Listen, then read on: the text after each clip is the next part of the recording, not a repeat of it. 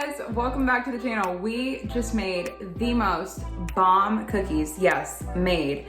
I'm filming this after I've already filmed. Look at this cookie. It is so dang blurry. Look at just how tender. Oh my God. You need to make these. All right, let's get into it.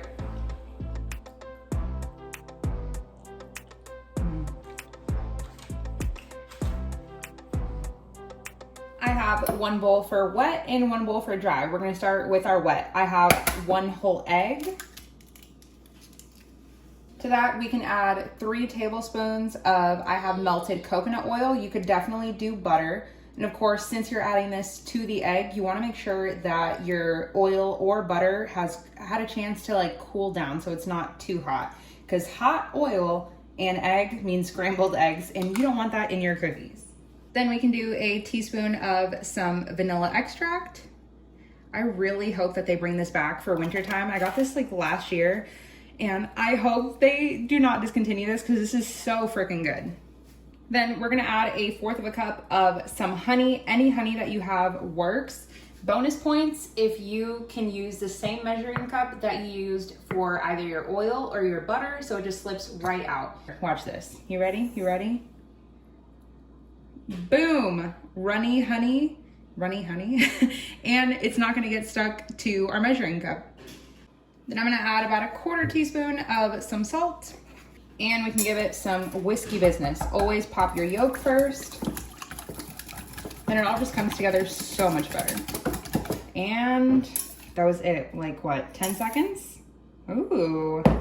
In our dry bowl, we'll go with 2 cups of almond flour, 1 teaspoon of baking soda, a teaspoon of cinnamon. Then we'll just mix this all together. Then we can pour the wet into the dry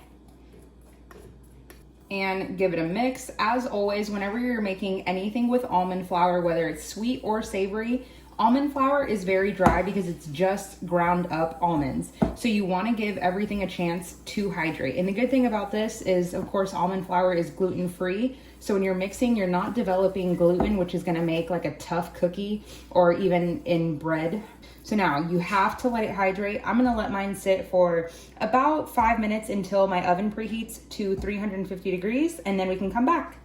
Now that our dough has had a chance to hydrate, it's definitely a lot, not drier in a bad way, but it absorbed all of that liquid, so we're not having like super wet dough for any of my cookie recipes. Okay, wait. If you guys are wondering why I have 2 little things here, it's because my, what is this called? Parchment paper keeps kind of curling up, and your girl ain't got time for it. So we're just using these just for now. Don't worry, they are not gonna go in the oven. For all of my cookie recipes, I love an ice cream scooper. Multiple reasons. For one, portion control. In a way, I mean, I'm definitely still gonna eat a lot of cookies, but at least I know that they're all the same size. And this way you get a very even cookie. If you ever wanna make cookies and kind of make it like bakery style, where they all look the same, even, perfect, ice cream scoop or a tablespoon measure. This is the world's smallest ice cream scoop. I swear to you, if somebody served me ice cream like this, I am leaving. Like, gone, goodbye. So we're gonna take this. You don't have to spray it or anything. You're just gonna put it into your dough, make a nice little ball, kind of wipe off the sides, and then you can literally just plop it down. And it's up to you, depending on the dough, if you wanna kind of squish it down or just let it go like that. Just know, however you're gonna do it, make them all like this, all the same. Now that our cookies are portioned out, I'm gonna toss them at 350 for 12 to 14 minutes. After 12 minutes, they are out and they are absolutely perfect. The perfect amount of like toastiness, but still chewiness.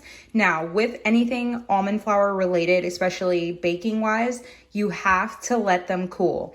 If you don't let them cool, they're just gonna fall apart. If you wanna eat them hot and let it fall apart, that is fine. They're still gonna taste just as good, but if you want it to be a cookie that you can hold in your hand, let them cool off of the baking rack for about 10 to 15 minutes. Okay, I said baking rack, but I totally meant baking tray. Okay, now let's see if your girl can do this. Whew. It is hot, hot, hot. Do you guys think I can do it? Ooh!